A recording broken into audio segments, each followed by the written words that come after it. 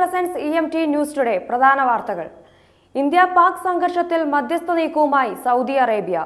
സംഘർഷാവസ്ഥ ലഘൂകരിക്കാൻ സൗദി കിരീടാവകാശി മുഹമ്മദ് ബിൻ സൽമാൻ രാജകുമാരൻ തന്നെയാണ് രംഗത്തിറങ്ങുന്നത്.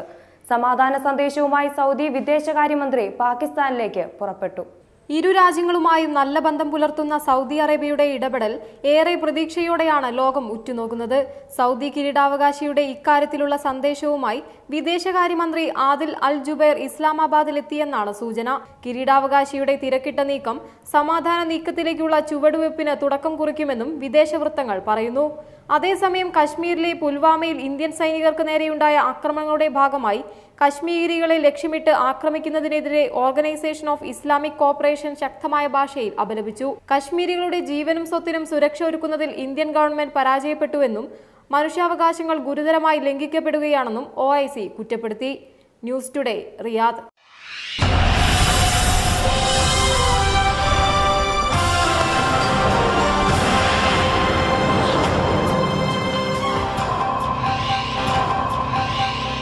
ഇന്ത്യൻ വിംഗ് കമാൻഡർ അഭിനന്ദൻ വർദ്ധമാനെ വെള്ളിയാഴ്ച വിട്ടയക്കുമെന്ന പാക് പ്രധാനമന്ത്രി ഇമ്രാൻഖാന്റെ പ്രഖ്യാപനത്തെ പാക് പാർലമെന്റ് ഒന്നടങ്കം അംഗീകരിച്ചു. അംഗങ്ങൾ ഡെസ്കിലടിച്ചാണ് പ്രധാനമന്ത്രിയുടെ സമാധാന ശ്രമത്തെ പിന്തുണച്ചത്. യുദ്ധം ഒന്നിനും പരിഹാരമല്ല എന്ന പ്രധാനമന്ത്രി ഇമ്രാൻഖാന്റെ വാദം പാർലമെന്റിൽ വീണ്ടും ആവർത്തിച്ചെങ്കിലും ഇതിനെതിരെ എതിർശബ്ദങ്ങളൊന്നും ഉയർന്നില്ല. ഇന്ത്യയുമായി സമാധാന ചർച്ചകൾക്ക് ഒരുക്കമാണെന്നും ഇമ്രാൻഖാൻ പ്രസംഗത്തിൽ ആവർത്തിച്ചു വ്യക്തമാക്കി. ബുധനാഴ്ച വൈകുന്നേരം ഇന്ത്യൻ പ്രധാനമന്ത്രി നരേന്ദ്രമോദിയെ ഫോണിൽ വിളിക്കാൻ ശ്രമിച്ചെങ്കിലും അദ്ദേഹത്തെ കിട്ടിയില്ലെന്ന് ഇമ്രാൻ പാർലമെന്റിന്റെ സംയുക്ത സമ്മേളനത്തിൽ പറഞ്ഞു. ഇമ്രാന്റെ പ്രഖ്യാപനത്തെ പാകിസ്ഥാനിലെ പ്രമുഖർ സ്വാഗതം ചെയ്തു. ട്വിറ്ററിലും ഇമ്രാന്റെ സമാധാന ശ്രമത്തെ വാനോളം പുകഴ്ത്തി നിരവധി ഇന്ത്യക്കാരും പാകിസ്ഥാനികളും രംഗത്തെത്തി. News today.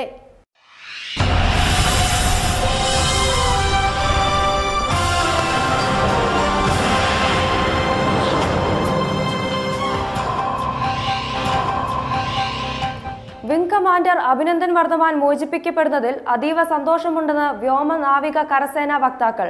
പാകിസ്ഥാനിൽ നിന്നുള്ള ഏത് പ്രകോപനത്തോടും പ്രതികരിക്കാൻ സേന പൂർണ്ണ സജ്ജമാണെന്നും വക്താക്കൾ സംയുക്ത വാർത്താ സമ്മേളനത്തിൽ പറഞ്ഞു. Major general Surendra Singh Mahal, air vice marshal RGK Kapoor, rear admiral DS Gujral എന്നിവരാണ് വ്യാഴാഴ്ച വൈകുന്നേരം മാധ്യമങ്ങളെ കണ്ടത്. പാകിസ്ഥാൻ നമ്മുടെ സൈനിക കേന്ദ്രങ്ങളെ ഉന്നമിട്ട് ആക്രമണം നടത്തിയിട്ടുണ്ട്. അവരാണ് കാര്യങ്ങൾ വഷളാക്കിയത്. ഇനിയും നമ്മെ പ്രകോപിപ്പിക്കുകയാണെങ്കിൽ മറുപടി നൽകാൻ നാം തയ്യാറാണ്, മേജർ ജനറൽ സുരേന്ദ്ര സിംഗ് പറയുന്നു. നാം പൂർണ്ണ സജ്ജരാണെന്ന് രാഷ്ട്രത്തിന് ഉറപ്പു നൽകുന്നതായും അദ്ദേഹം പറഞ്ഞു. F-16 യുദ്ധവിമാനങ്ങൾ ഉപയോഗിച്ചിട്ടില്ലെന്ന പാകിസ്ഥാനിന്റെ വാദം എയർ വൈസ് മാർഷൽ കപൂർ തള്ളി. പാകിസ്ഥാന്റെ പോർവിമാനത്തിൽ നിന്ന് തൊടുത്തുവിട്ട മിസൈലിന്റെ അവശിഷ്ടങ്ങളും സേനാ വക്താക്കൾ വാർത്താ സമ്മേളനത്തിൽ പ്രദർശിപ്പിച്ചു. F-16 യുദ്ധവിമാനത്തിൽ നിന്നും മാത്രം പ്രയോഗിക്കാവുന്ന ആരാം മിസൈലിന്റെ ഒരു ഭാഗമാണ് കാണിച്ചത്. വിംഗ് കമാൻഡർ അഭിനന്ദൻ മോചിപ്പിക്കപ്പെട്ടാൽ ഇന്ത്യ പാക് സംഘർഷാവസ്ഥയ്ക്ക് അയവ് വരുമോ എന്ന ചോദ്യത്തോട് മൂന്ന് സേനകളും പ്രതികരിച്ചില്ല. നമ്മുടെ പൈലറ്റ് തിരികെ എത്തുന്നതിൽ സന്തോഷമുണ്ട്. അദ്ദേഹത്തെ കൈമാറിക്കഴിഞ്ഞാൽ മാത്രമേ അടുത്ത നടപടി എന്തെന്ന് ആലോചിക്കാനാകൂ എന്നും കപൂർ പറയുന്നു. News today.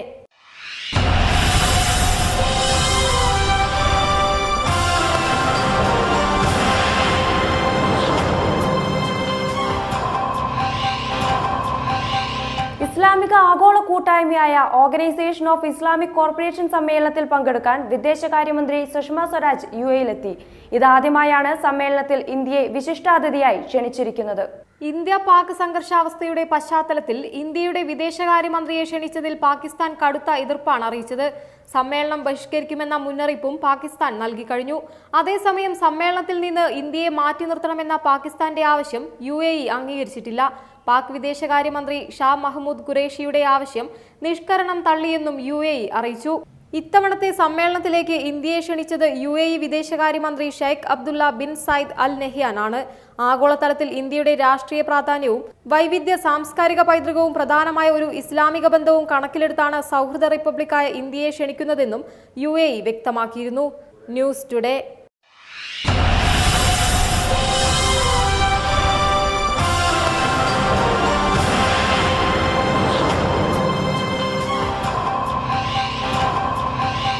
കണ്ണൂർ അന്താരാഷ്ട്ര വിമാനത്താവളത്തിൽ നിന്ന് മസ്കറ്റിലേക്കുള്ള ഗോ എയറിന്റെ യാത്രാ സർവീസ് ആരംഭിച്ചു. A8055 ഫ്ലൈറ്റാണ് സർവീസ് ആരംഭിച്ചത്. പുതിയ സർവീസ് പ്രഖ്യാപന ചടങ്ങിൽ KIAL MD V Thulasidas, Go Air international operation vice president Arjun Das Gupta എന്നിവർ സംബന്ധിച്ചു. ഇന്ത്യയിൽ അതിവേഗം വളർന്നുവരുന്ന പ്രമുഖ എയർലൈനായി മാറിയ ഗോ എയറുമായി സഹകരിക്കാൻ കഴിഞ്ഞതിൽ അതിയായ സന്തോഷമുണ്ടെന്ന് കിയാൽ മാനേജിംഗ് ഡയറക്ടർ വി തുളസീദാസ് പറഞ്ഞു. കേരളത്തിനോടൊപ്പം തന്നെ ദക്ഷിണേന്ത്യയിലും നമ്മുടെ സാമ്പത്തിക വളർച്ചയെ ഊട്ടിയുറപ്പിക്കുക എന്ന ലക്ഷ്യത്തോടെയാണ് കണ്ണൂർ വിമാനത്താവളം സ്ഥാപിതമായത്. ഈ ലക്ഷ്യത്തിന് കൂടുതൽ ശക്തി പകർന്ന് കണ്ണൂരിനെ സമൃദ്ധി വിളയുന്ന ഒരു ഏവിയേഷൻ ഹബ്ബാക്കി മാറ്റുക എന്ന സ്വപ്നം പുതിയ സർവീസുകളോടെ സാധ്യമാകും. വരും ദിവസങ്ങളിൽ കൂടുതൽ സർവീസുകൾ കണ്ണൂരിൽ നിന്ന് ആരംഭിക്കുമെന്നാണ് പ്രതീക്ഷയെന്നും അദ്ദേഹം കൂട്ടിച്ചേർത്തു. News today Keralam.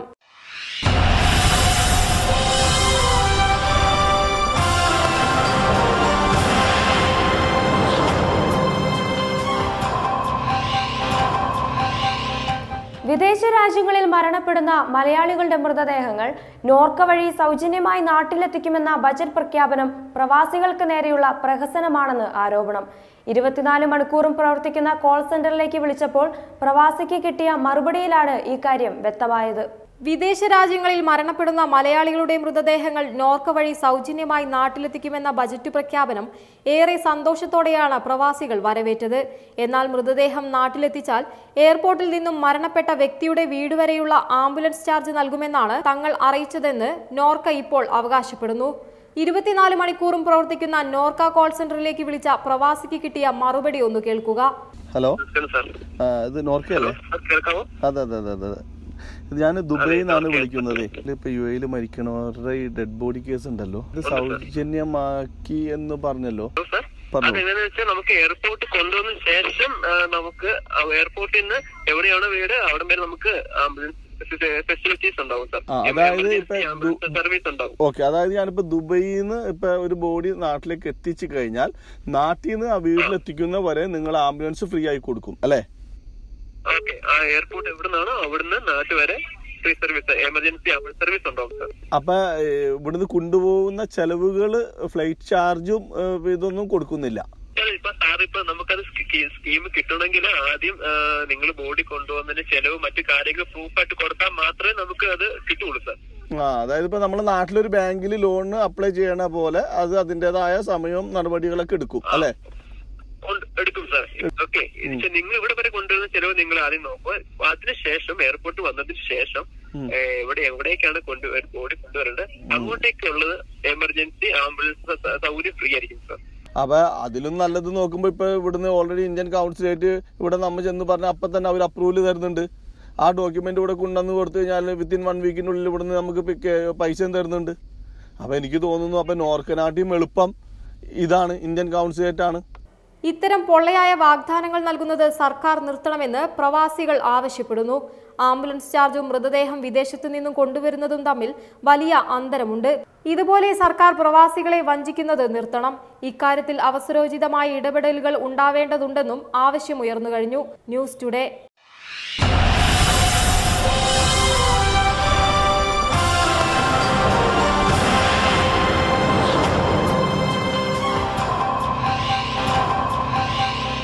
തൃശൂർ ജില്ലാ സൗഹൃദവേദി 10ാം വാർഷികം ആഘോഷിക്കുന്നു.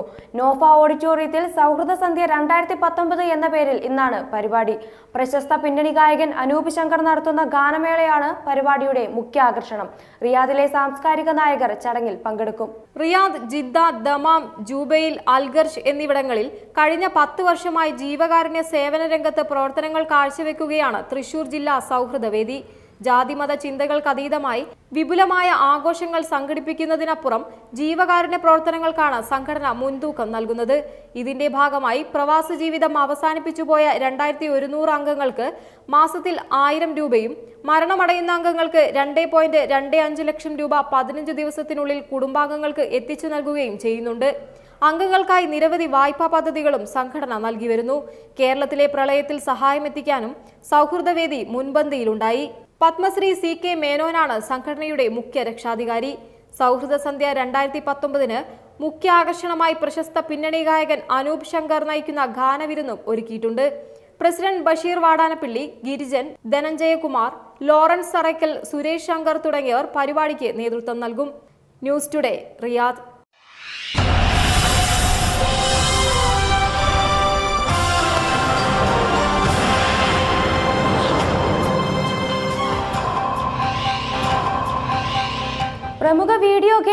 ഗ്രാൻഡ് നെഫ്റ്റ് ഓട്ടോയിലെ സെക്സ് സീൻ അനുകരിച്ച് 6 വയസ്സുള്ള സഹോദരിയെ 12-കാരൻ പീഡനത്തിനിരയാക്കി.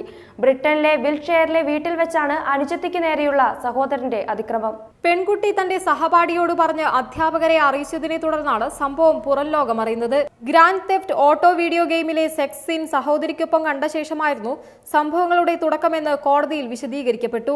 സെക്സും അക്രമവും നിറഞ്ഞ ഗെയിം 18 വയസ്സിന് മുകളിലുള്ളവർക്ക് മാത്രമാണ് വിൽക്കുന്നത്. ഗെയിമിൽ കണ്ട സീൻ പുനരാവിഷ്കരിക്കാനാണ് കുട്ടി ശ്രമിച്ചത്. ഈ സമയത്ത് ഇളയ സഹോദരങ്ങൾ ഈ മുറിയിൽ ഉണ്ടായിരുന്നുവെന്നും വ്യക്തമായിട്ടുണ്ട്. പീഡനവുമായി ബന്ധപ്പെട്ട 3 കുറ്റങ്ങളും പെൺകുട്ടിയെ ലൈംഗികതയിലേക്ക് നയിച്ചതിനുമുള്ള കുറ്റവുമാണ് സ്വിൻഡൻ യൂത്ത് കോർട്ടിൽ ആൺകുട്ടിക്കെതിരെ വായിക്കപ്പെട്ടത്. 12 മാസത്തെ റെഫറൽ ഓർഡറാണ് നിയമപരമായ കാരണങ്ങളാൽ പേര് വെളിപ്പെടുത്താത്ത കുട്ടിക്ക് നൽകിയത്. കുട്ടിയെ 2.5 വർഷത്തേക്ക് സെക്സ് ഓഫൻഡർ ലിസ്റ്റിലും ഉൾപ്പെടുത്തിയിട്ടുണ്ട്. News today.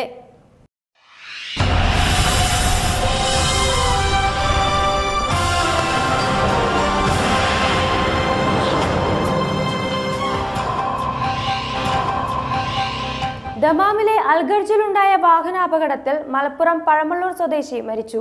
കറുത്തോടൻ അബ്ദുസമദാണ് മരണപ്പെട്ടത്. ന്യൂസ് ടുഡേ വേറിട്ട ശബ്ദങ്ങൾ. സേ നോട്ട് വാർ. യുദ്ധം പരിഹാരമല്ല. തെരഞ്ഞെടുപ്പ് നേട്ടത്തിനും ഭരണപരാജയം മറയ്ക്കാനും യുദ്ധത്തെ ഉപയോഗിക്കരുത്.